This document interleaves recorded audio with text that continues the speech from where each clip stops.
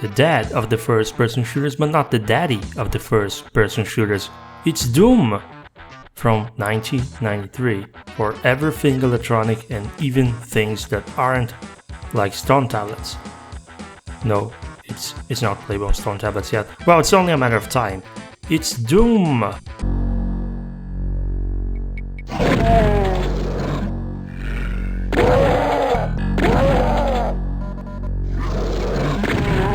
The story of Doom puts you in control of a rogue space marine who gets sent to a radioactive waste facility on Mars as punishment for assaulting your commander officer. What they didn't know before sending you in is that an experiment involving interdimensional gateways was happening there, and caused aliens and demons from hell to infest the place. If you played the 2016 version of Doom, that might sound slightly familiar. That's because that game is a spiritual reboot of this game, both a sequel and a reboot of sorts, which sounds confusing, but hey, it worked out in the end.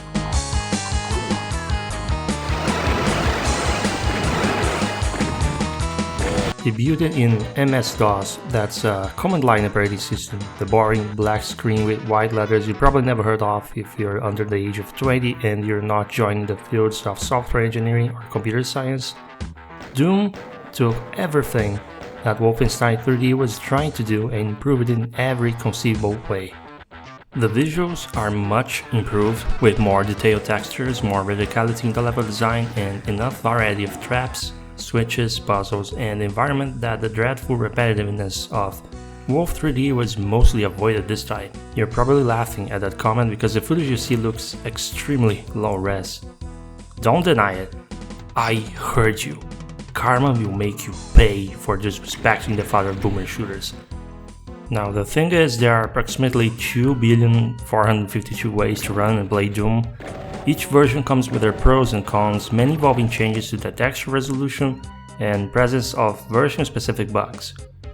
What I was told before picking the game for recording was that ultimately, if you want to optimize the experience, you have two extreme and legal choices.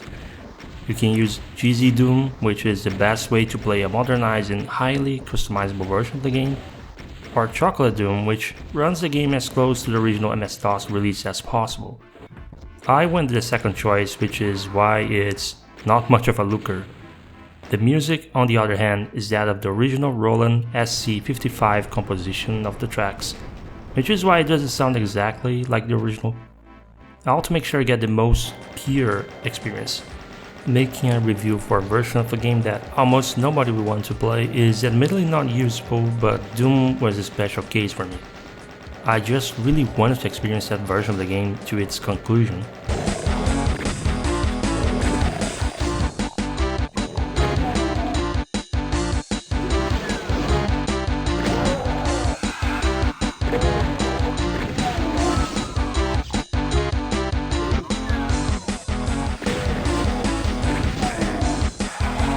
Anyway, that was quite the sidetrack. There isn't much to say about the gameplay, it's so basic. You move around, shoot anything that moves, pick up health kit, armor to grant you damage reduction, weapons and ammo, and keycards to unlock doors. You also have a map pickup that will display the layout of a level, making it way easier to spot areas you haven't explored. All that is very standard first-person shooter stuff. The armor system is really confusing though. You see, it's not as simple as the number being reduced to 0 before your health takes damage.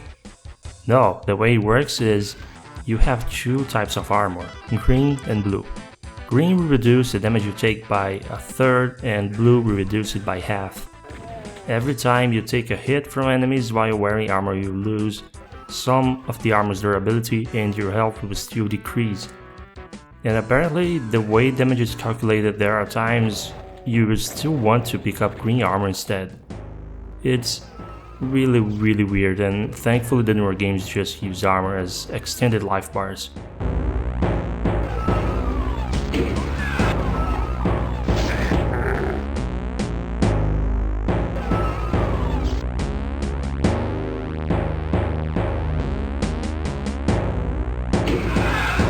The secret areas that Wolfenstein 3D introduced are back, and they are usually easier to find, especially if you find a map pickup. They are also far more useful than ever, with the extra pickups hidden getting you better prepared for incoming enemies. In the current or next level, you should definitely find as many as you can if you're playing it in the standard or higher difficulties. I mentioned the level design was improved from Wolf 3D, that's thanks to the layout being more varied and the game making use of switch puzzles.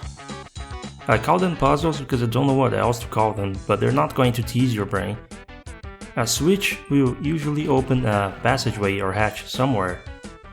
Doors have a very distinct audio cue, but the game by default doesn't take your distance from the source into account. You have to assume whatever is open isn't that far away and carefully look for it. Sometimes it's just a matter of being observant, other times the open passageway is obvious but requires you to dash through it on time. Finding secrets was my favorite part of the game, but without enemies the dangerous lonely atmosphere would be pointless, so I'm thankful this is still a first-person shooter and not a walking simulator. The new tricks ID Software was able to pull with the engine aren't too impressive in the first episode, but once you make it to the second and third episodes, you will see they show off some interesting, if not disturbing, texture animations to emphasize the otherworldly look of the game's world.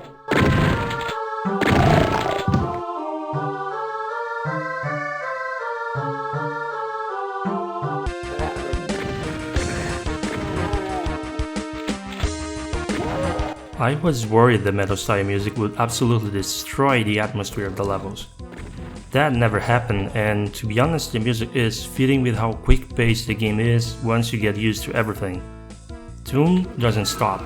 Even if you open the main menu, danger can come at you from all directions that only gets worse or better the higher the difficulty setting. The power time at the end of each level is always really short to further demonstrate how bad I am at the game because I take my time with it, when really you're supposed to be quick on your feet and treat these as an arcade experience. You would think with how basic the gameplay is, it couldn't possibly be a difficult game. There is no vertical aiming, all you gotta do is run, aim, and strafe and shoot, but no, it can get very challenging. I had to set my difficulty to not too rough.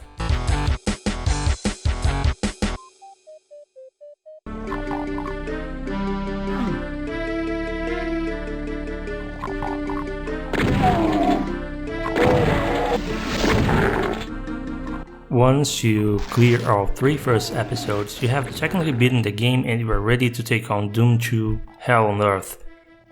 But the first game ended up getting a 4th extra challenging episode 2 years after its release.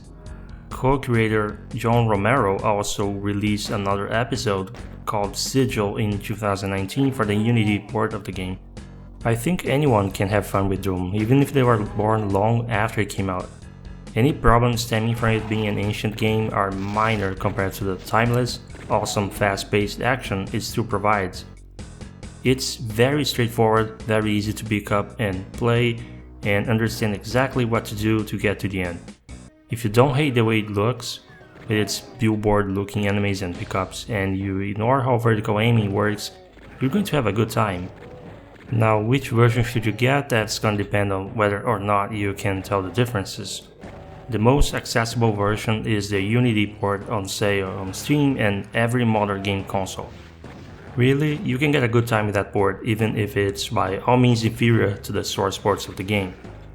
If you don't care to run the old-fashioned original source like I have done using Chocolate Doom, which by the way still requires you to have legally obtained a version of the game's WAD file, you still want the best quality of life, performance and visual fidelity, you should go with GC Doom.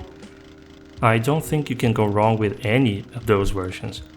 The game is extremely affordable anyway. Just stay away from any of the console ports for the 90s.